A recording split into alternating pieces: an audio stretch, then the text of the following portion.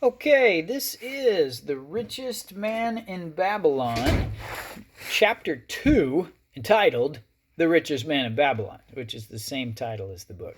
I'm skipping Chapter 1 for right now. I will go back and read it and put it as a video like this, but everyone's done with Chapter 1, so I'm going to go ahead and move into Chapter 2 since not everyone's done with Chapter 2, and it might be easier to understand what's going on if you hear me read it. So here we go.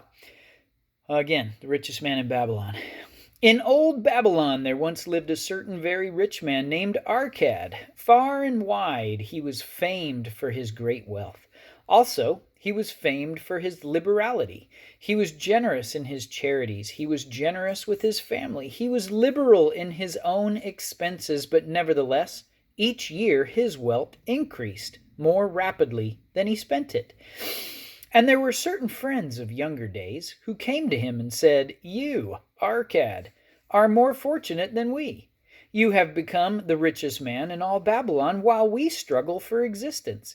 You can wear the finest garments and you can enjoy the rarest foods, while we must be content if we can clothe our families in raiment that is presentable and feed them as best we can.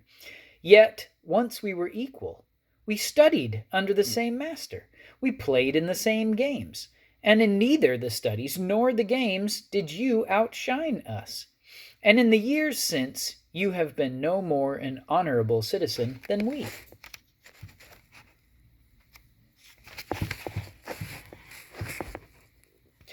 Nor have you worked harder or more faithfully. Insofar as we can judge, why then should a fickle fate single you out to enjoy all the good things of life and ignore us who are equally deserving? Thereupon Arcad remonstrated with them, saying, "If you have not acquired more than a bare existence in the years since we were youths, it is because you have either failed to learn the laws that govern the building of wealth, or else you do not observe them. Fickle fate is a vicious goddess who brings no permanent good to anyone. On the contrary, she brings ruin to almost every man upon whom she showers unearned gold. She makes wanton spenders who soon dissipate all they receive and are left beset by overwhelming appetites and desires they have not the ability to gratify.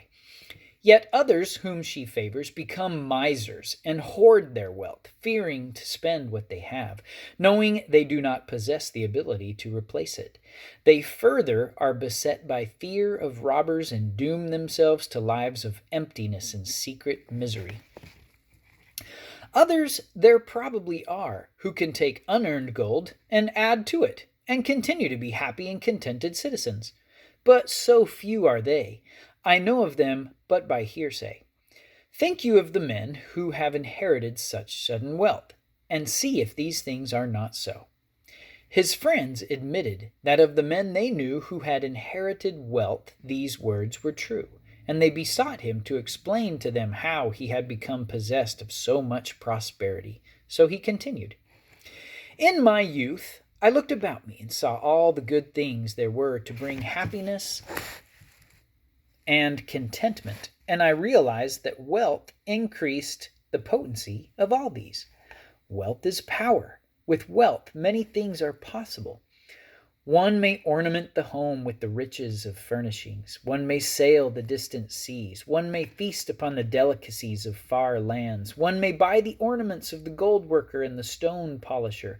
One may even build mighty temples for the gods. One may do all these things and many others in which there is delight for the senses and gratification for the soul.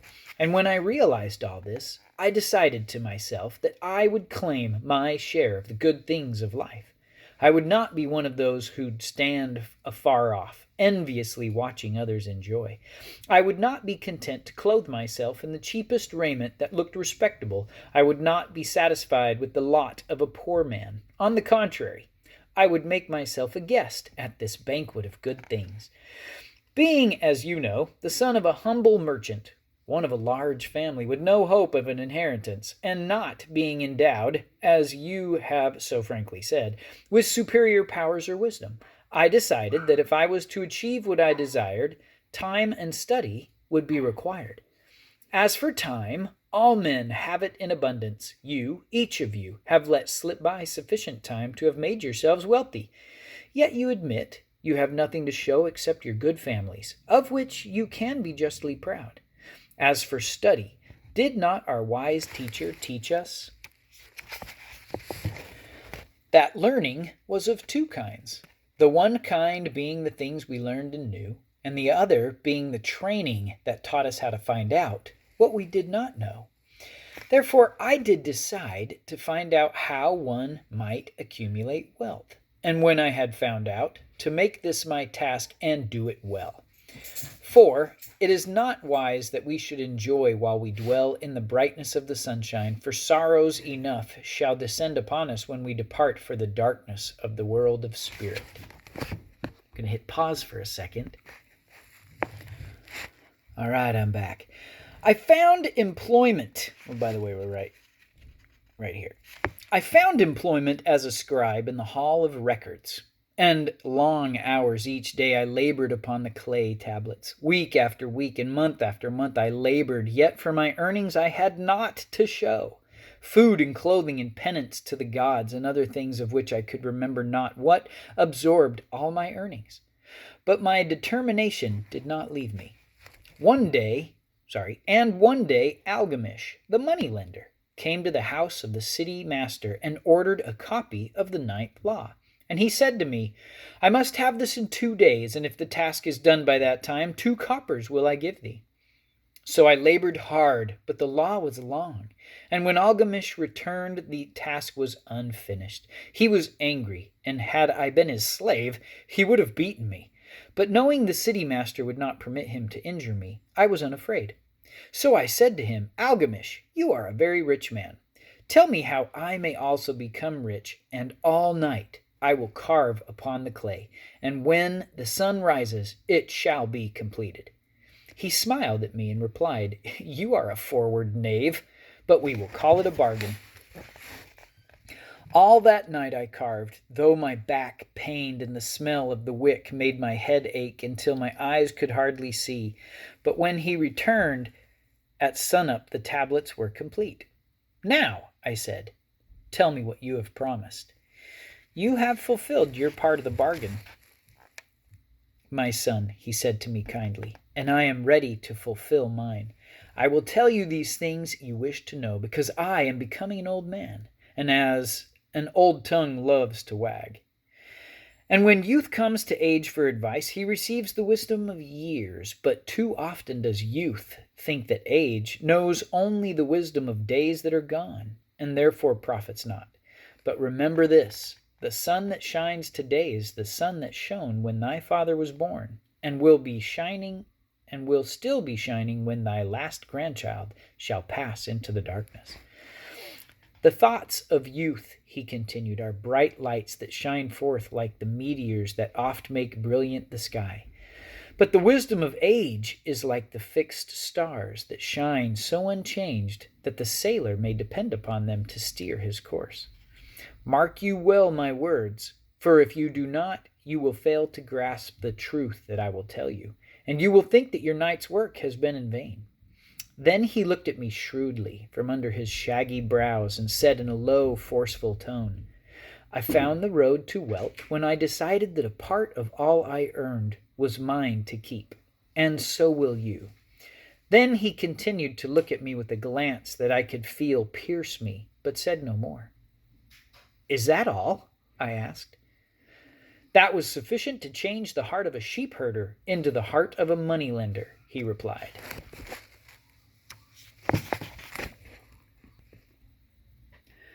But all I earn is mine to keep, is it not? I demanded. Far from it, he replied. Do you not pay the garment maker? Do you not pay the sandal maker? Do you not pay for the things you eat? Can you live in Babylon without spending? What have you to show for your earnings of the past month? What for the past year? Fool, you pay to everyone but yourself. Dullard, you labor for others. As well be a slave and work for what your master gives you to eat and wear. If you did keep for yourself 1/10 of all you earn, How much would you have in 10 years? My knowledge of numbers did not forsake me, and I answered, well, as much as I earn in a year. You speak but half the truth, he retorted. Every gold piece you save is a slave to work for you. Every copper it earns is its child that also can earn for you. If you would become wealthy, then what you save must earn, and its children must earn, that all may help to give to you the abundance you crave. You think I cheat you for your long night's work, he continued, but I am paying you 1,000 times over if you have the intelligence to grasp the truth I offer you.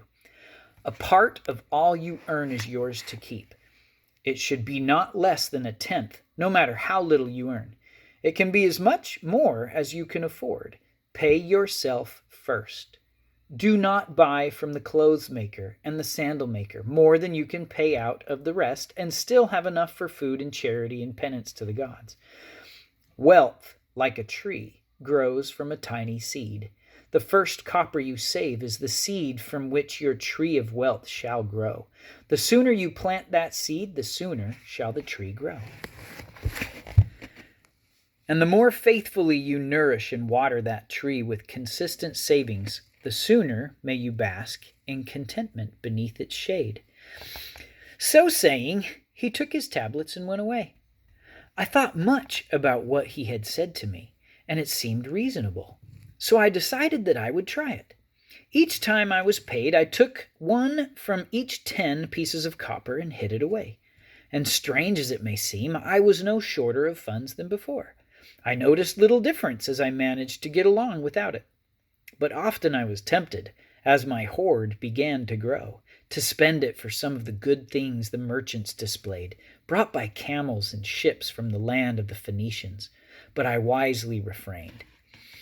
A 12th month after Algamish had gone, he again returned, and said to me, Son, have you paid to yourself not less than 1/10 of all you have earned in the past year?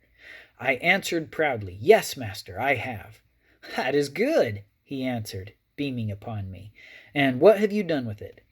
I have given it to Asmer, the brickmaker, who told me he was traveling over the far seas, and in Tyre he would buy for me the rare jewels of the Phoenicians. When he returns, we shall sell these at high prices and divide the earnings.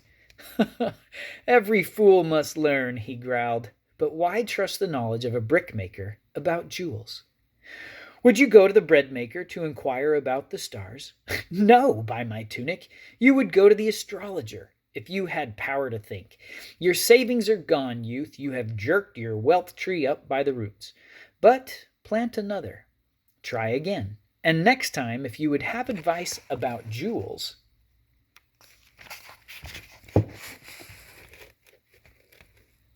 go to the jewel merchant. If you would know the truth about sheep, go to the herdsman. Advice is one thing that is freely given away, but watch that you take only what is worth having. He who takes advice about his savings from one who is inexperienced in such matters shall pay with his savings for proving the falsity of their opinions. Saying this, he went away. And it was as he said, for the Phoenicians are scoundrels and sold to Asmer worthless bits of glass that looked like gems. But as Algamish had bid me, I again saved each 10th copper, for I now had formed the habit, and it was no longer difficult.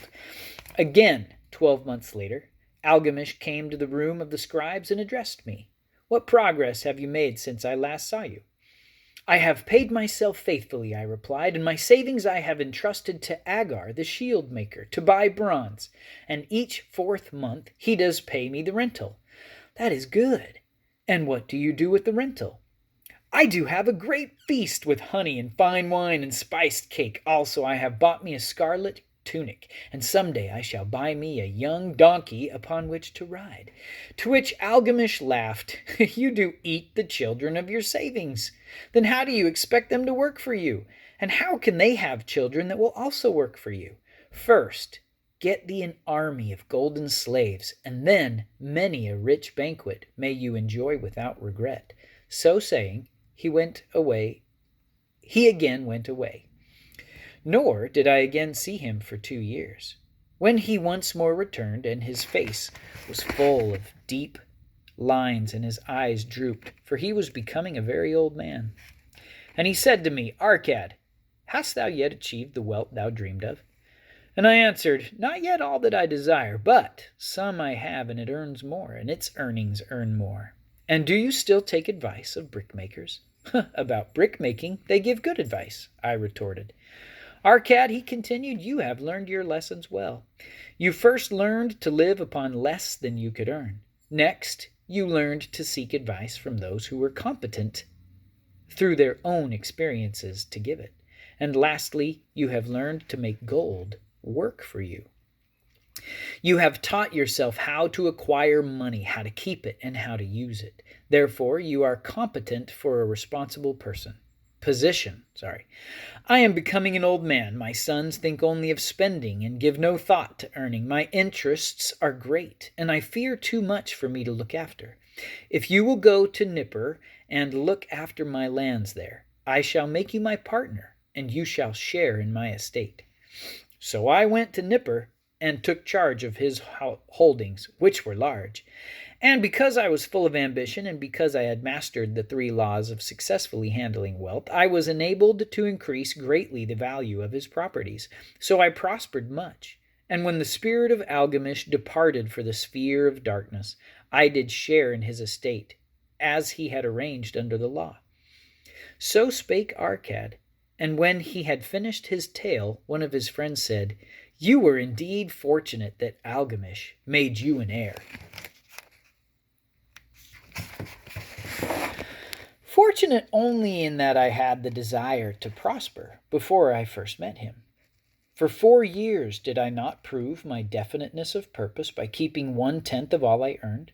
Would you call a fisherman lucky, who for years so studied the habits of the fish that with each changing wind he could cast his nets about them? Opportunity is a haughty goddess who wastes no time with those who are unprepared. You had strong willpower to keep on after you lost your first year's savings. You are unusual in that way, spoke up another. Willpower, retorted Arcad. What nonsense! Do you think willpower gives man the strength to lift a burden the camel cannot carry, or to draw a load the oxen cannot budge? Willpower is but the unflinching purpose to carry a task you set for yourself to fulfillment. If I set for myself a task, be it ever so trifling, I shall see it through. How else shall I have confidence in myself to do important things? Should I say to myself, for 100 days as I walk across the bridge into the city, I will pick from the road a pebble and cast it into the stream, I would do it. If on the 7th day I passed by without remembering, I would not say to myself, tomorrow I will cast 2 pebbles, which will do as well. Instead, I would retrace my steps and cast the pebble. Nor on the 20th day would I say to myself, Arcad, this is useless. What does it avail you to cast a pebble every day?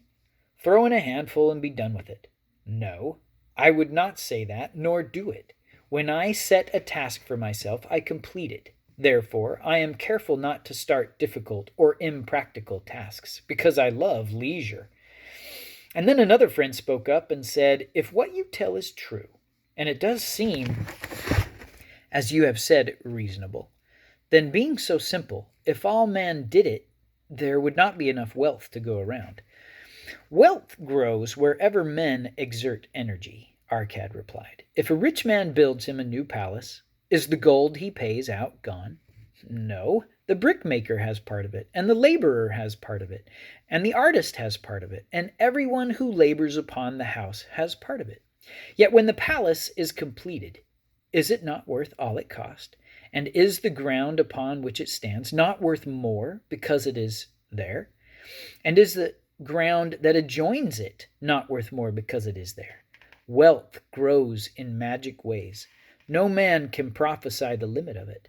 Have not the Phoenicians built great cities on barren coasts with the wealth that comes from their ships of commerce on the seas? What then do you advise us to do that we may also become rich? Asked still another of his friends. The years have passed, and we are no longer young men, and we have nothing but put by. I advise you to take the wisdom of Algamish and say to yourselves, a part of all I earn is mine to keep. Say it in the morning when you first arise. Say it at noon. Say it at night. Say it each hour of every day. Say it to yourself until the words stand out like letters of fire across the sky. Impress yourself with the idea. Fill yourself with the thought. Then take whatever portion seems wise. Let it be not less than 1/10, and lay it by. Arrange your other expenditures to do this if necessary, but lay by that portion first. Soon you will realize what a rich feeling it is to own a treasure upon which you alone have claim. As it grows, it will stimulate you. A new joy of life will thrill you. Greater efforts will come to you to earn more. For of your increased earnings, will not the same percentage be also yours to keep? Then learn to make your treasure work for you.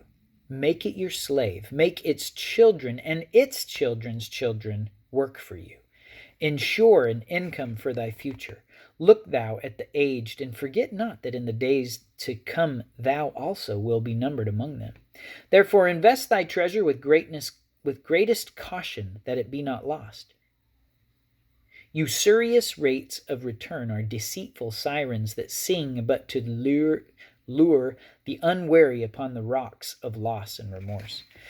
Provide also that thy family may not want, should the gods call thee to their realms. For such protection, it is always possible to make provision with small payments at regular intervals.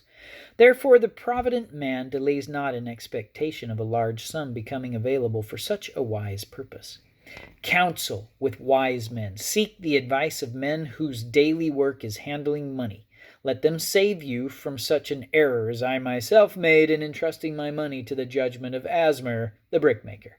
A small return and a safe one is far more desirable than risk.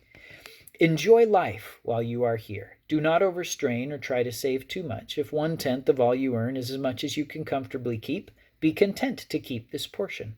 Live otherwise according to your income, and let not yourself get niggardly and afraid to spend.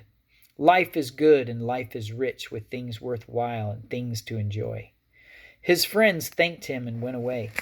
Some were silent because they had no imagination and could not understand. Some were sarcastic because they thought that one so rich should divide with old friends not so fortunate.